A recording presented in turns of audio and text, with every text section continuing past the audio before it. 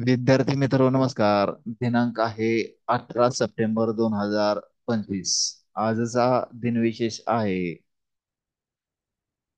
पाण्याची देखरेख करण्याचा दिवस आहे. त्याचप्रमाणे जागतिक समता दिन आहे. महिला आणि स्त्रिया पुरुषांना समान संधी देणे, मग ती नोकरीमध्ये असो किंवा इतर ठिकाणी.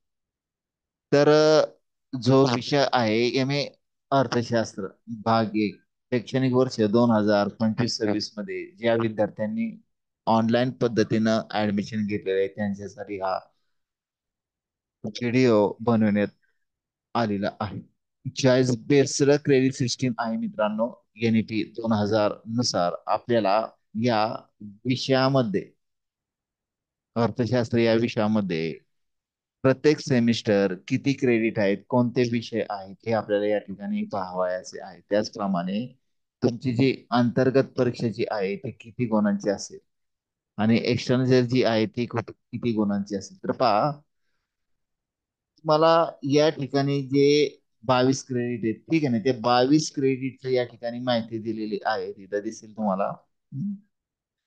तर मॅन्डेटरी जे काय विषय आहेत किंवा कोर्सेस आहेत त्यामध्ये पहिला eco 501 EMG micro economics analysis, ठीक आहे ना. त्याच्यानंतर हा 4 थेरीज आहे. त्यानंतर इको 502 EMG पब्लिक फायनान्स आहे. इको 503 EMG इंटरनॅशनल इकॉनॉमिक्स आणि MGP मॉडर्न बँकिंग आहे. हम्म. तर या ठिकाणी तुम्हाला रिसर्च मॅथॉलॉजी सुद्धा आहे. काय रिसर्च मॅथॉलॉजी हा सुद्धा आहे. संशोधन पद्धतीचा जो विषय आहे अर्थशास्त्रामध्ये, संशोधनाला खूप महत्व आहे. सोशो इकॉनॉमिक महत्व त्या ठिकाणी दिलं जात. तर या ठिकाणी आपण काय घेतलेलं आहे, इलेक्टिव्ह इलेक्टिव्ह विषय कुठला घेतलेला आहे आपण, ऍग्रिकल्चर इकॉनॉमिक्स घेतलेला आहे. OGT नाहीये, ठीक आहे ना. OGT नुसतं रिसर्च मॅथॉलॉजी आहे. इथं OGT ऑन जॉब ट्रेनिंग नाहीये, रिसर्च प्रोजेक्ट नाहीये, ठीक आहे ना. असे तुम्हाला पहिल्या सत्राला फक्त काय थेरीज आहेत हे लक्षात घ्या.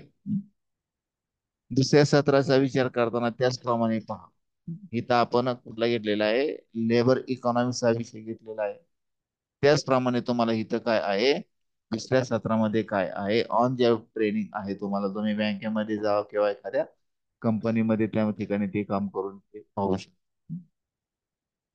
तर आपण जे काय आपले विषय आहे, त्या विषया संदर्भात माहिती पुढे घेणार आहोत. पण आता सध्या तरी या विषयांची परीक्षा कशी राहील, scheme of examination, semester exam 70 मार्काची असेल आणि इंटरनल असेसमेंट. आता सेमिस्टर एंड एक्झाम म्हणजे काय, एक्सटर्नल म्हणजे विद्यापीठाची परीक्षा. विद्यापीठ त्या ठिकाणी काय करतं, प्रश्नपत्रिका पाठवतं. त्या प्रश्नपत्रिकांना अनुसरून आपण काय, म्हणजे ते विद्यापीठाची परीक्षा असते. एक्सटर्नल म्हणतो की त्या ठिकाणी प्रश्नपत्रिका वगैरे स्टेट वगैरे सगळं काय केलं जातं, विद्यापीठाकडूनच पाठवलं जातं. आपण त्याचं काय लेखी परीक्षा द्यावायची असते. इंटरनल म्हणजे अंतर्गत असेसमेंट काय आहे, की त्या ठिकाणी विद्यार्थ्यांना काय आहे, तर 30 मार्काचं असेसमेंट करायचं आहे. त्याला 12 पासिंग आहे आणि 70 पैकी तुम्हाला 28ला पास आहे सेमिस्टर इन एक्झाम, ठीक आहे. या ठिकाणी तुमची जी परीक्षा राहणार आहे किती, 70 मार्कांची, ठीक आहे ना. त्याची 4 क्रेडिटचा कोर्स असणार आहे त्या ठिकाणी आणि ते 3 तास असतील. आन्सर आणि 5, ठीक आहे ना. म्हणजे तिथं तुम्हाला 1, 2, 3, 4, 5 तिथं काय 5 प्रश्न दिले जाणार आहे. तर त्या ठिकाणी ही 4 क्रेडिटची परीक्षा असणार आहे. 70 मार्काची परीक्षा असणार आहे. म्हणजे 15. तर लक्षात घ्या, अशा प्रकारे हे काय आहे प्रश्नपत्रिकेचं स्वरूप. ज्या ठिकाणी 2 क्रेडिट असतील त्या ठिकाणी अशा प्रकारे काय राहिलं, इंटरनल. इंटरनल काय, इंटरनल ही तुम्हाला असेसमेंट दिसून येईल. टोटल 2 क्रेडिट प्रॅक्टिकल असलेले, प्रॅक्टिकल साठी काय आहे, 50 मार्क आहेत. Scheme of examination only internal practice assessment 50 mark आहे, ठीक.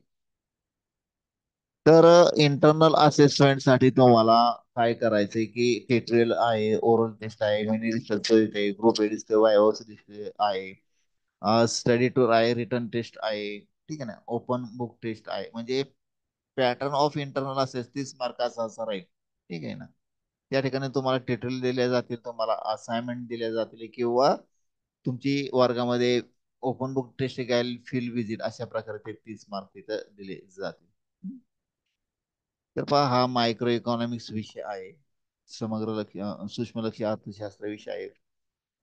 SYB ला 2019 क्रेडिटचा जो पॅटर्न होता त्यातला बराच भाग ह्याच्यामध्ये आहे. Meaning nature scope and limitation of micro economics आहे. द बेसिक इकॉनॉमिक प्रॉब्लेम्स आहे. मार्केट अँड प्राइस मेकॅनिझम आहे. ठीक आहे ना. तर अशा प्रकारे काय आहे तर हे विषय आहे. आता तुम्हाला इथनं सुद्धा संदर्भ सुद्धा घेऊन या ठिकाणी काय करता येईल माहिती घेता येईल. म्हणजे पहा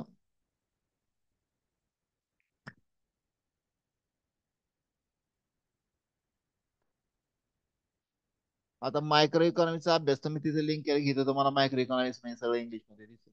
ठीक आहे ना. कशा प्रकारे मायक्रो इकॉनॉमिक्स असं काय आहेत, काय तुम्ही ते काय करा मग इंग्लिश मध्ये घ्या वगैरे वगैरे सगळं. आलं का लक्षात. ठीक आहे. तर अशा प्रकारे मित्रांनो ही काय आहे एक विशिष्ट प्रकारे काय आहे माहिती आपल्याला त्या ठिकाणी दिसून येते कशाची मायक्रो इकॉनॉमिकचा जो सिलेबस आहे त्या संदर्भात त्याचप्रमाणे पब्लिक फायनान्स वगैरे आहे ह्या विषयाच्या संदर्भात आहे. ठीक आहे.